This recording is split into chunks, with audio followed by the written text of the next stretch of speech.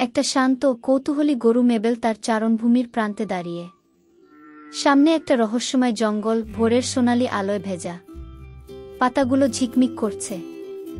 দূর থেকে একটা মায়াবী বাঁশির সুর ভেসে আসে। এক পা এগিয়ে মেবেল পেরিয়ে যায় বেড়া, অজানার পথে পা রাখে। ঘন জঙ্গলের মাঝে মেবেল দেখো ফার্নউইক নামের এক প্রাচীন গাছকে। তার চোখ জ্বলছে, বাকল জুড়ে প্রাচীন রুনলিপি। গাছটি নিচু হয়ে বলে, ঝিকিমিকি কুয়াশা ধোকা দেয় কি, চারপাশে নরম আলোয় মোষ, শৈবাল ঝলছে, প্রজাপতিরা উড়ছে।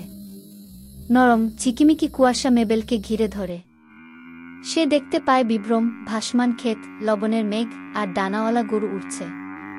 বিমোহিত হয়ে সে এগিয়ে চলে। হঠাৎ একটা জলকাদায় পা পড়ে, যা হঠাৎ একটা মুখ তৈরি করে। জলকাদা কথা বলে, আমি স্লশ, অরণ্যের পথপ্রদর্শক। ওই কুয়াশা। হ্যালো হার্ডের ফাঁদ। স্লশের মুখ জলতরঙ্গে কাঁপে। সে মেবেলকে নিয়ে হাঁটে ভাসমান শাপলা পাতার উপর দিয়ে পবিত্র গ্লেডের দিকে।